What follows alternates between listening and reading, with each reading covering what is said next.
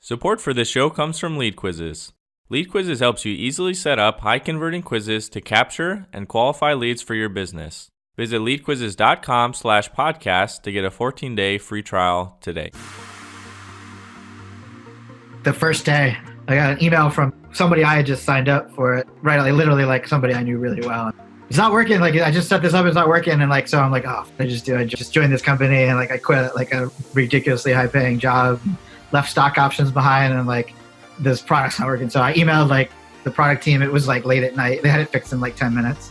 And so that was my first freak out. Was just like, I knew these guys a little bit, but not real well. From LeadQuizzes, it's Journey to Seven Figures, a show about entrepreneurs and the stories behind how they grew their business to seven figures and beyond. We cover the good, the bad, and the ugly, and the lessons they learned along the way. All right, so welcome back to Journey to Seven Figures. Today I'm interviewing Pete Caputa, CEO of Databox. Databox helps businesses and agencies automate their reporting. Their software helps set marketing and sales goals by pulling data from hundreds of other software systems and displaying them on dashboards. I'm pretty excited for this interview because we've been trying to get this scheduled for a while now. Pete's got an interesting background. He was the director of channels, sales and marketing, and VP of sales at HubSpot until 2017. And then he took over as the CEO of Databox and has helped them grow to $1.5 million in annual revenue this past year. Pete, welcome to the show. Hey, Jeremy, it's a pleasure to be here. As you know, I've been a fan / stalking you online for a few years now, so looking forward to it. And I listened to your podcast. So That's right. We connected after the Mixergy interview. That's right.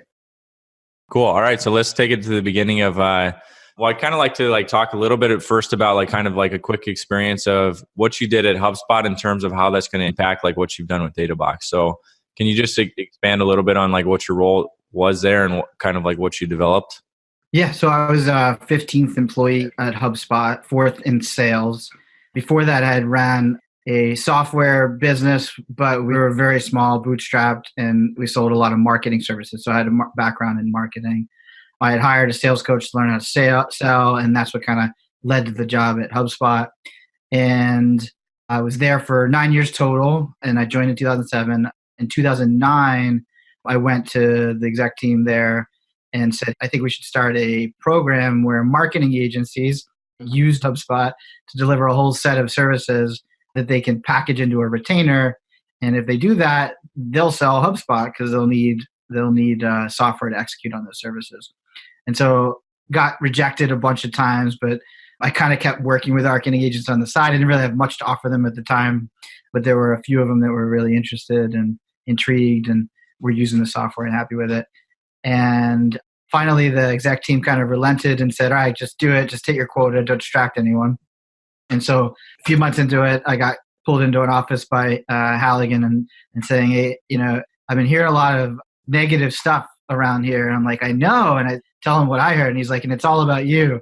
So I was distracting a lot of people, unlike he ordered me to initially. And then his next words were, I don't really care because your numbers are so good. And so that was the start of it. And then, when HubSpot went public, there were a few reasons they stated that the company's on a great growth trajectory and will continue. And one of them was the partner program.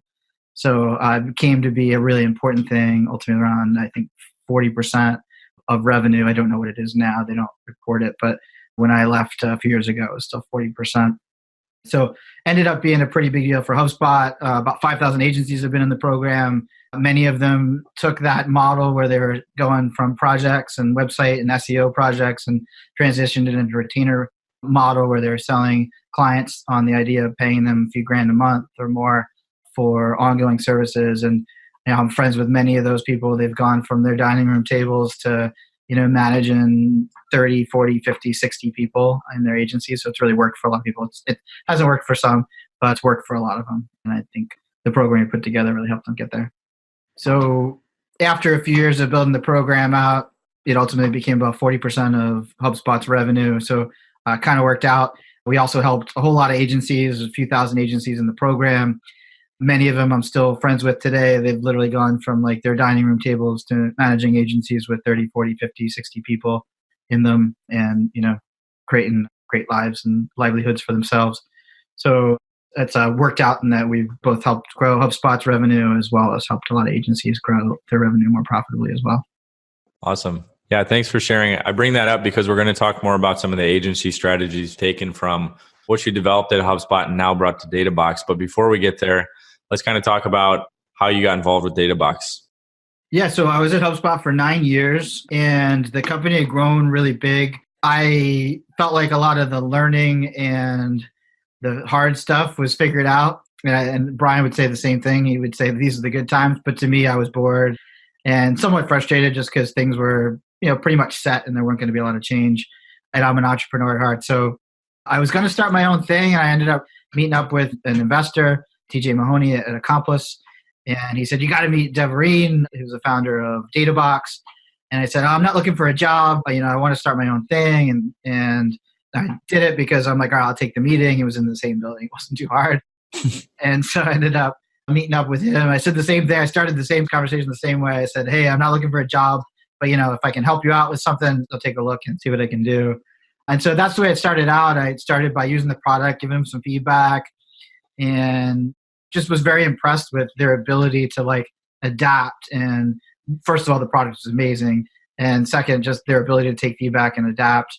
And I started suggesting the product to a few agencies specifically and got similar feedback. And as I started talking to them, I realized there was a real pain point for agencies specifically in that they were manually producing their reports at the end of the month for every client by logging into multiple tools and either pasting numbers into spreadsheets or pasting screen grabs into PowerPoints, and realized that we could automate a lot of that process for them, save them a lot of time, enable them to actually monitor the data in real time, start to set goals against it to make sure that they actually would hit the goals before the end of the month. And so started to dig and just found different layers where the product would help agencies. And one of the things that I knew I wanted to do was stay in marketing technology and continue to help agencies. And I feel like this was a good continuation. Now looking back, I feel it was a good continuation. At HubSpot, we really focused on helping agencies sell retainers. Databox, I'm really focused on helping them retain those retainers and even grow those retainers by ensuring that the client sees the ROI that the agency is delivering. So that's kind of how I got started with them. Yeah, that's good. So I think in the agency space, it's one thing to actually be reporting data, which a lot of people don't actually do it. And then if you are actually delivering, a lot of people probably don't report the value as well as they could. So yep.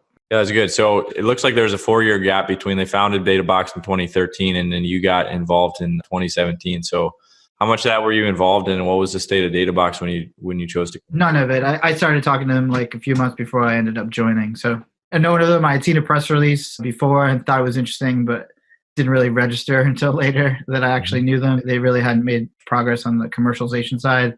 The first year, the founder was actually, they're all the founders, and the founding team is from Slovenia and in Central Europe.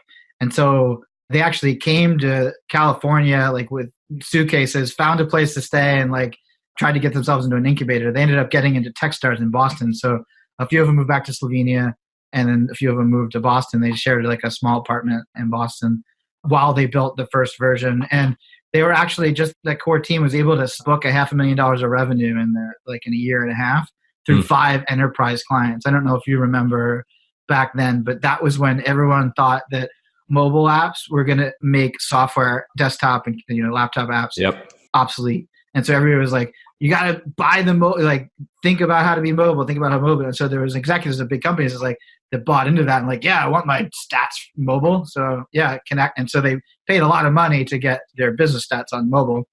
And of course they were custom systems that they needed to integrate with and everything. And at that point, they're that's when VC started saying, hey, they got something here, because they were in the Techstars program and that was the natural next step. They ended up recruiting a different CEO at the time. And together they raised $3.8 million. Okay. And they started to build out a team. They started to focus on enterprise space because that's where they had good luck. And there's all kinds of theories on why it didn't quite work out. Mine is that I think mobile became just a thing that was built into every software by that time. Every software company kind of took that dart and said, we need a mobile app. And so it became a lot less special to be able to see it, and expecting larger companies to pay $100,000 for the software. It didn't make a whole lot of sense. So they pivoted, before I joined, they pivoted to a self-service model, and they had a lower price point. The free version wasn't very good at the time, but they had a free version, and they started building out that muscle of onboarding and UI and UX so that users would find the product, try the product, like the product, and buy the product. By the time I joined, there were like low double-digit number of customers, like less than 20 or so customers, but they had started to prove out that there was a business there. And so that's what we've been focused on since is that self-service model.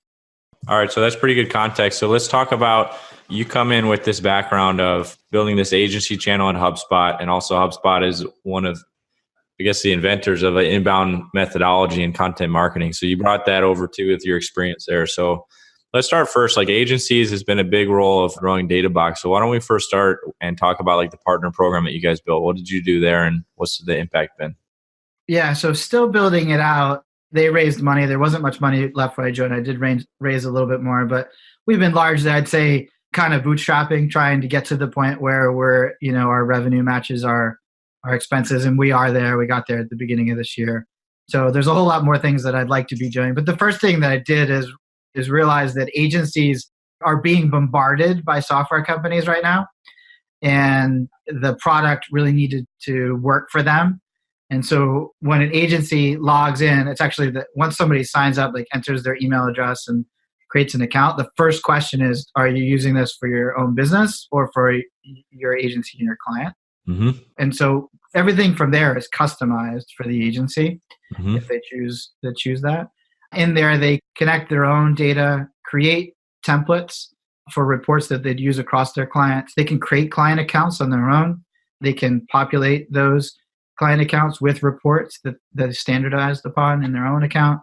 They have views of key metrics across all their clients. They have views of the goals they set across all their clients on one screen. They can view all that on mobile. So it's really built around the agency. And that's the first thing that I see software companies get wrong is they start a partner program and they don't even think about how the agency is going to allow you to do their work. Mm-hmm. So that's number one. Number two, I'd say, is price. I very purposely undercut the price of anybody that's comparable to us for agencies if they choose to standardize on our product. What I found is that even a few bucks a month, most agencies hesitate to spend that unless they can pass along to their client. And so we set it up so that it's very minimal amount of money per client for them. It's very easily justified by any time savings they would get from automating, or just any increased client satisfaction they'd get from being more on the ball and transparent about the numbers and the results they're producing. Okay. So what's the pricing come out to be if I'm an agency and I want to sign up some of my clients? What does it cost them? Well, it's anywhere from $0. So we actually have a very generous free program for agencies. But for anybody that pays, any agencies that pays us, it's between $10 and $30 a month per client. Okay. And like I'd say the average their average agency is probably paying us $15 a month. It's very rare that they're spending $30. It's usually at the $10 to $20 a month level. All right. So it sounds like the first thing you really focused on is make the software easy for agencies and then make the pricing easy for agencies. So how about like the collaboration between you guys or supporting them? How are you attracting more agencies? Is it all word of mouth, or what are you guys doing? Yeah, so sticking with the agency program, we're very generous with helping our partners also grow their audience. So one of the things we did early days at HubSpot is invite the top partners to leverage HubSpot's audience to drive traffic and leads for themselves. With 5,000 partners, it's hard for HubSpot to do that these days, and they've kind of gotten away from it. But we've built a model where it is possible. We integrate with 75 plus tools now right out of the box.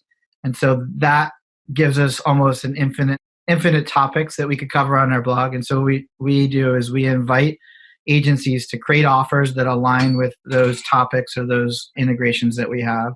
Those offers are on their website. It could be a quiz, it could be an ebook, could be an audit or an offer, it could be a webinar that they're doing. And then we give them free reign basically on our blog for our top partners, where they can write blog posts if they want. They have to be educational, but they can also be promotional, to produce quick videos that are also educational, but mention their offer or their services. And we feature them in our newsletters, we feature them in our social promotion, and we even feature the content they produce in our app. So we can target what content all of our users see based on the tools they've integrated. So if they've integrated Facebook ads, we can serve them with content about how to improve their Facebook ads performance. And so we allow our partners to publish that content. So you're letting them guest blog for you and then doing some kind of lead capture, some offer to help them out at the end of those. That's right. Yep. You guys are just telling them the topic based on keywords or difficulty.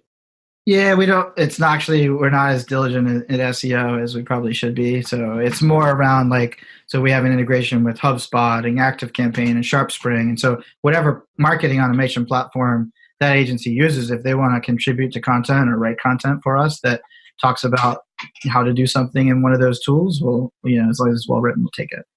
Okay, awesome. And then as far as top partners, how are you guys defining those? So it's actually fairly low bar. We will raise the bar a little bit, but I'd say we have a handful of partners that use us with 40, 50, 60 clients. The majority of our partners are using us with 10, 20 clients. And so, there's a handful up top we treat a little differently. It's literally me having conversations or our director of marketing having conversations about how we can help them. For the other ones, it's much more of a self-service, meaning we tell them what they can do, they contribute it, we take it, we kind of run with it from there. Okay. It's prescribed. We kind of prescribe what we're looking for from them. And so kicking off your guys' work with the agencies, how did you go about finding them? Was it based on your inbound traffic, your previous relationships? Did you guys do outbound to different agencies to get them involved? Yes, to all those things. So it started out with my relationships. And the nice thing about agencies is they kind of pay attention to each other. They learn from each other, especially in the HubSpot world where we kind of fostered that there. So once we got the first few HubSpot partners on board, it became a lot easier and we were a lot more credible with the rest. But we also do outbound, which is probably unusual for HubSpot people to talk about, but we do it a little differently. We're targeting agencies. Most of those agencies understand the value of a link. Mm-hmm. And similar to how you invited me onto this podcast, knowing full well that I'll promote the heck out of it afterwards, we invite agencies to contribute to articles that we're writing. And that is a way for us to kind of get in front of them without being promotional about what we do. Mm-hmm. So we'll reach out to an agency, we'll look at their website, we'll see what their expertise is. And any given time, we're probably writing around 30 articles or collecting contributions for about 30 articles. And so we'll look at what we have upcoming, we'll look at what their expertise is, and we'll ask them to contribute to that article. We create forms for every article that we're gathering contributions for. So we send them that form, they fill it out, and then we pass that along to a writer who synthesizes it into an article, and then we run it through our own channels and share it back with the contributors to promote via their channels as well. Okay. All right. So let's talk about that strategy some more. So you guys are creating this ecosystem for agencies to learn about you and then hopefully start to use you and start to promote you guys to their clients. But you guys do this really interesting thing with articles where you guys are you're interviewing a bunch of people. Maybe it's 30 people, as you mentioned. You guys are creating some kind of statistic on what these people think. And then you're also capturing an expert opinion on them and linking back to their site. So, yep. Yeah, let's walk through that strategy a little bit more. Most succinctly anyone's ever explained it to me. Yeah, it started out just literally me writing articles and saying, who else could I ask for their opinion on this to round this article out? And wrote a bunch that way, not just the Databox. I actually did that at HubSpot too, myself. And so it started out that way. And then I'm like, all right, well, this kind of works. Was that pretty rough at first where you're maybe getting 2-3 opinions for an article? I had enough of a network to get 10 or 20, but the amount of work involved with that is ridiculous. Mm-hmm. Because it's basically 10, 20 emails. You got to keep track of who you sent it to, who you didn't send it to, who said they would do it, but haven't yet. There's a lot to that. And so I realized, one, it needed a process, and two, it probably isn't something that I should do as CEO. Okay. So I actually tasked my first marketer to do it. I only had one marketer in the beginning, and we were kind of doing it together for a while. At some point, probably about a year ago, we hired somebody to full-time just do the outreach. We now have 2 people doing outreach.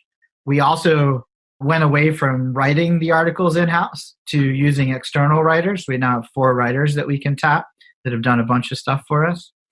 So now we have a project. We use Asana as our project management tool. And a few of us will put in ideas, sketch out the survey questions that we want to ask, and then kind of hand it off from there. And we don't see it again until it's time to do the final editing. Okay. And I say we, me or John, who's our director of marketing. Yeah. So the process then is you guys use Asana, or someone could use Trello, and you basically put in the topic, a couple of questions. So you guys do pretty simple questions. It's usually one for statistics and then one for the expert opinion. Yep. Yeah, like we just did one is like what performs better, videos or images for your Facebook ads. And most people said videos, but there were a few people that said images. So we have a little chart at the top that says what percentage of people respond one way. It's really a quick poll.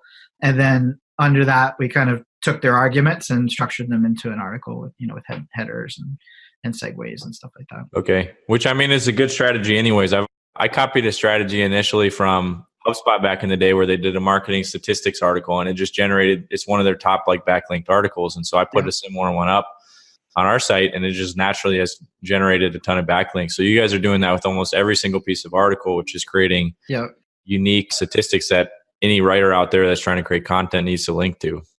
Potentially, yeah. I don't know if we've seen a huge amount of inbound links. Generally, we only have like 30 people answering the survey. And because we're reaching out to experts, I think it's not the statistical numbers that were coming or references that we would come up with are not statistically relevant to the entire population. So I'm hesitant as an engineer and someone who's formerly done formal market research surveys before. I'm hesitant to say that we are doing surveys. It's more about creating the content and the best practices as opposed to the stats. But your point's taken. We do get inbound links, I think, more because we're covering topics in a way that people aren't covering them. Sure. Much more well-rounded than most, I think. Okay. So you guys create these surveys to collect like the feedback from people. And then what's the next step? You send it to one of your outreach people and they do outreach to these different agencies to get their input? Yeah. At this point, we've had more than 3,000 people contribute. So we leverage that list and we send out the next 3 to 5 upcoming articles every week to that list. Occasionally we'll do, if we know that we want somebody to weigh in on a specific thing, we'll send a personal email. But yeah, then we have people full time basically going through LinkedIn, finding new contacts and requesting that they would contribute. We also use Harrow, help a reporter out as well, which is helpful. And then so once you guys get those responses back, you send it to the writers. Why did you guys outsource that versus doing it in-house? Is it cheaper? I think the amount of freelance talent out there is amazing. For people are freelancers are generally working remote. They're not their costs I think are a lot lower. It was really simple math for us in that I had somebody in Boston writing them and he left, so it's not like I had to let him go or anything. He would have stayed if I would have let him stay if he wanted to do too as well. But because he left, it gave us an opportunity to kind of relook at it. And so we kind of just put a posting up and said we were looking for freelance writers. We got a bunch, like literally hundreds of people applied. John, our director of marketing, we weeded through them and we tried a few out. And we ended up having one guy for a while. And I said, John, you should go and get some more writers just to see what else is out there. And now we have 2 more that have been doing a lot. And he's just testing the 4th one. I don't think we'll add a whole lot more, but we have ramped up the volume of content as well. All right, good. So you guys have used this, your sessions, like we've talked about, you guys have grown to 90,000 sessions. Yep. Which for you guys has led to 3,500 signups a month, and that includes free users. That's right. You guys get about 100 new customers a month. Yep. And you're not spending any money on paid advertisement right now. None. No, everything we're doing is organic. It's either organic search or social is where most of it's coming from. Okay. Direct, of course, referrals, all that stuff. We'll get back to the show in a minute, but first a quick thanks to our sponsor, LeadQuizzes. If you want to grow your business to 7 figures and beyond, you must learn how to generate leads predictably. When I first started my business, lead generation felt like riding a roller coaster. I would have huge sales months and then months with nothing. This happened because I relied solely on referrals and networking to grow my business. Predicting growth and investing in the future were frightening because I didn't have control over my lead generation. That was before we created LeadQuizzes. Now I predictably generate leads in my sleep and have stopped worrying about where the next sale will come from. Top marketers like Neil Patel and Lewis House have used LeadQuizzes to increase their lead capture by up to 500%. Think about it. Quizzes are fun, engaging, and you can offer personalized feedback in exchange for your quiz taker's contact information. LeadQuizzes is a software that allows you to set up high-converting quizzes quickly without having to hire an expensive programmer. In fact, our users have generated over 3 million leads for their businesses. Take control of your lead generation today and start your 14-day free trial by going to leadquizzes.com/podcast. So outside of what we talked about, I think the other thing that's probably driving a lot of like search volume is probably your free program and like people coming back to the app, which is probably building like your brand recognition and helping you guys rank a little bit better. Yeah. We're the only tool I know of in our space that actually offers a free forever version. Everyone else provides a trial or they hide the trial. Okay. So why don't we talk about that? Because I think as far as free programs go, these are kind of tough to make work because a lot of times like the upgrade percentage is going to be very small and you kind of have to look at like the size of your market to see if it's actually going to be worth it if you can get enough people to upgrade. So yep. You guys had this free program before you came on board. What can you talk to me about why you guys decided to keep it and how you guys are using it right now? Yeah, I don't think we have it perfected. There's a long list of stuff we'd like to do that we haven't gotten to yet to really drive usage amongst free users faster, but I'm confident we can do it. The main reason we did it initially and we've stuck with it is that our product is actually easier to set up than most other tools in our space. I don't usually brag. I'm not bold in my statements, but I think it's the easiest to set up than any other tool in the space. I didn't build it, so I think I can say that. And by offering a free version, the barrier, I think the psychology of that is like, oh, I have a free version. There's no pressure on me to do anything other than check it out. And I believe that we get a whole lot more signups because we have that free version versus saying having a free trial or anything else that would be even worse, like a demo or something like that. So I think number one is just that it's enabled us to convert our traffic at a pretty high rate. Our traffic converts at around, I think last I checked, around 4%. If you do that math, you can check me. And so I don't think we'd get anywhere near that. And it's really the only offer that we have on our website is to try our product. We don't have ebooks or webinars or anything else. So we haven't had to put effort into that. So we do all this top of the funnel, long form content that helps us grow our search and social. And then we have calls to action where it's like, try the product. The one thing that we did that works really well for us is we have templates, report templates. So if you wanted a Google Analytics report template to measure, say, your blog or your traffic and conversions from social, one click, you can get that template. And so if we write an article about how to improve your blogging results, we'll put a call to action that says, download this template for free.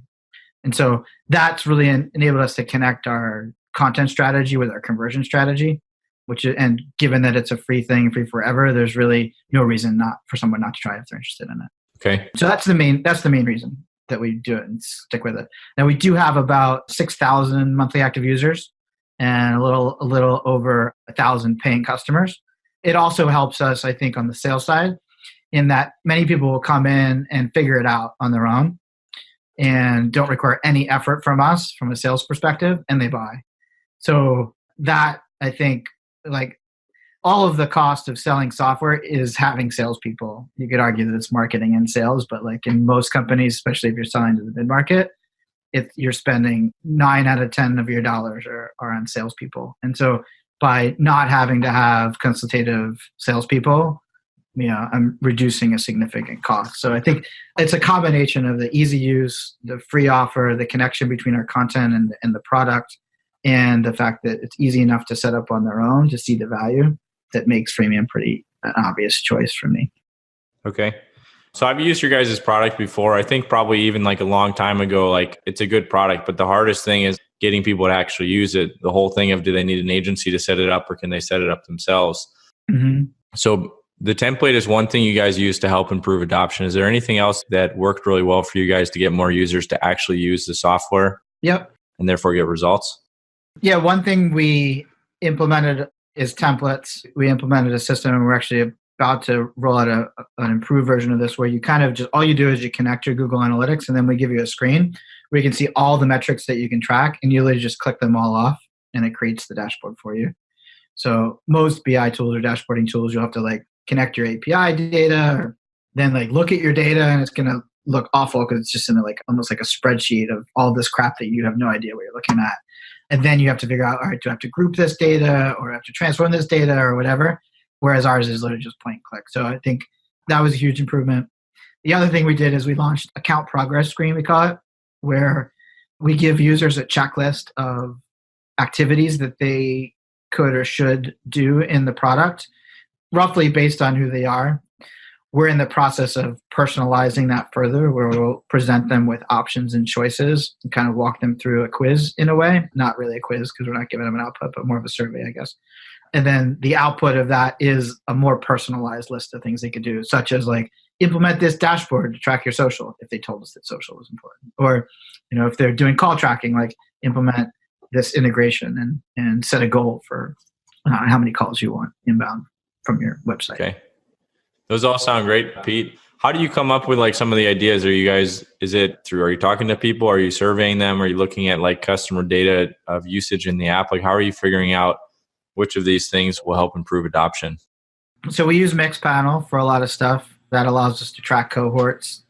We're able to correlate the things that they do in the product, the frequency at which they do them, and whether that converts to close and retention.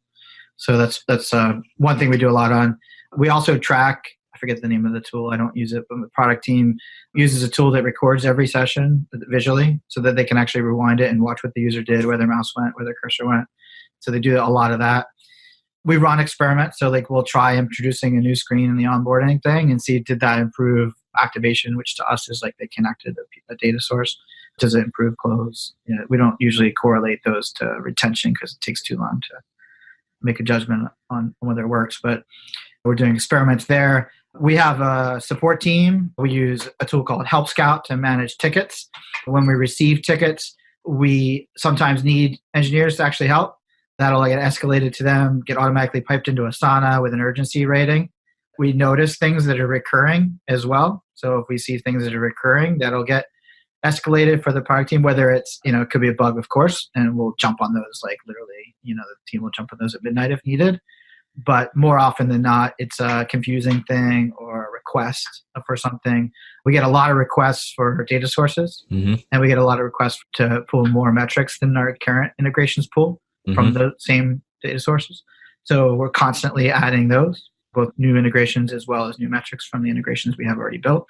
Again, we're capturing that through our ticketing system and categorizing that and prioritizing it in Asana. So those are some of the things. I talk to customers. I have a director of customer success who talks to several customers a day. We have a person that's been with us almost 2 years now who's onboards customers.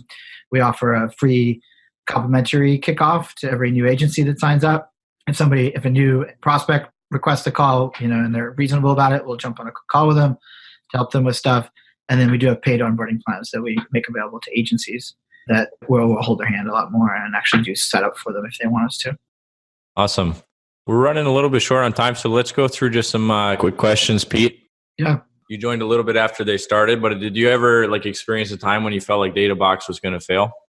Yeah, like the first day, I got an email from somebody I had just signed up for it. Right, literally somebody I knew really well.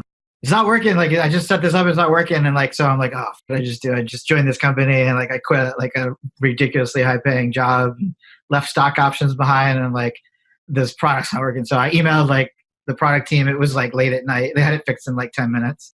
And so that was my first freak out. Was just I knew these guys a little bit, but not real well. But they've impressed me ever since. And that was one. Another one is for the first 2 years, we had one sales guy and I could jump on calls and do stuff, but I had plenty of other things to do as well. So we had one sales guy. So if he had a bad month, that affected us. If he went on vacation, that affected us. He did an amazing job, got us to where he recently moved on. But that was stressful. It's just, the fact that we were dependent on one guy to do the selling. Back then, especially, our product wasn't selling itself. Now it largely, the people that buy might have a little bit of interaction with us, but more than 50% don't have much interaction with us, if any. That was nerve-wracking. We do have customer churn. It's easy come, easy go, right? Where, if somebody comes, doesn't ask us any questions, sometimes they'll just buy to continue testing the tool and then cancel in 3 months. And instead of saying, hey, could you help me or anything, even though we make that available to them, they just don't take us up on that. So that's stressful. Just not knowing why people buy and not knowing why they cancel sometimes. Although it's reasonable for an SMB play. I've shared it before. It's right around 3 to 5% customer churn. And then when I factor in upgrades, we're closer to 2 to 3% revenue churn. So for where we are, it's it's very good, but I know it can be improved and it stresses me out that, it's going to take us some time to get that done. Okay. But no, I don't think I had any things where it's we're going to fail. We usually had a pretty good plan, a good system. We're always setting our own goals and picking new initiatives each quarter and driving this completion. So pretty good handle. Cool. Okay. What's the one thing that you did that had the biggest impact on your growth? Oof. I think hiring a formal director of customer success was important. As a guy that I knew from HubSpot, he spent 7 years there, and he came on, and he's now actually leading out our sales and service, although they're very similar in that both sales and service are really just helping with product adoption. But having him on board, like before then, it was me and the founder managing all the people, managing all the projects, doing some of our own projects. And so having him on board to help build out the team, manage the team, he's very good at keeping the team focused and motivated, as well as move the ball down the field on some projects has been huge. Yeah, so I'd say that's probably a big one.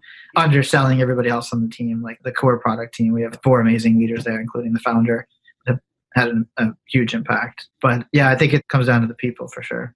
Okay. What's an area that you've personally had to evolve and grow in with Databox?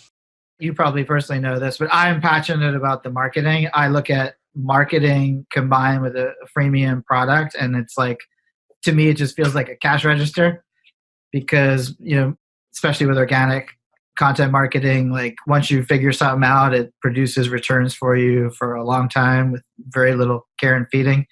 And same thing with product, especially on the freemium side, where, a small investment in one-time investment can be sold over and over and over and over again.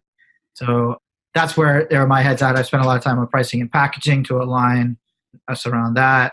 I spent a lot of time on the marketing, the growth of the content, as well as the conversion. So that's my passion. Although I have, led a large sales team at HubSpot, built out the sales function in many of the departments there, the different divisions there. And so I have a hand in that as well, really helping to build that out. But I'm most passionate about the marketing. It just feels like the most leveraged part of the business, leverageable part of the business. All right. Pete, last question. If you could go back in time and start over, what would you tell yourself? Start over like with Databox or back to like your first day of Databox. Okay. All right. I don't have to recount all through my 20s and the mistakes I made.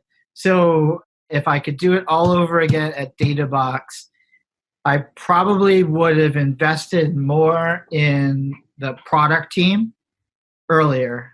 The challenge with that is like there was already a product team, and at the time there was very little sales, marketing, or service. There was none really. It was one guy doing service. He's still with us, doing a great job. Did a great job then, but it was just one guy. And so, the obvious thing was to build that function out. And who knows if I didn't. But now seeing how the product does to a certain degree sell itself for many users, like that would have probably been a smarter investment. But we're making that investment now, so I don't kick myself too much. Okay. All right, Pete. Well, thanks for coming on and doing the interview with us. Where can people learn more about Databox and also connect with you? So yeah, databox.com, pretty amazing URL. And I'm on Twitter and LinkedIn. So Twitter is PC4 Media, number 4. And then Pete Caputa on LinkedIn, not the guy in Germany. There's 2 of us that are on LinkedIn. My dad nor my son are on LinkedIn, even though they're also Peter Caputas. All right. Well, Pete, thanks so much for coming on. I really appreciate you guys sharing your journey. And any of the resources that Pete mentioned, we'll get them linked up in the show notes as always. Yeah, no, it's fun, Jeremy. Thank you, man. All right. Thanks, Pete. Thanks again for listening to our show this week. If you want to find out more or hear previous episodes, you can go to blog.leadquizzes.com. If you'd like to start generating more leads for your business and get a 14-day free trial to LeadQuizzes, go to leadquizzes.com/podcast. Please also subscribe to our show on Apple or however you get your podcasts. You can also write us at support@leadquizzes.com. I'm Jeremy Ellens, and you've been listening to Journey to 7 Figures.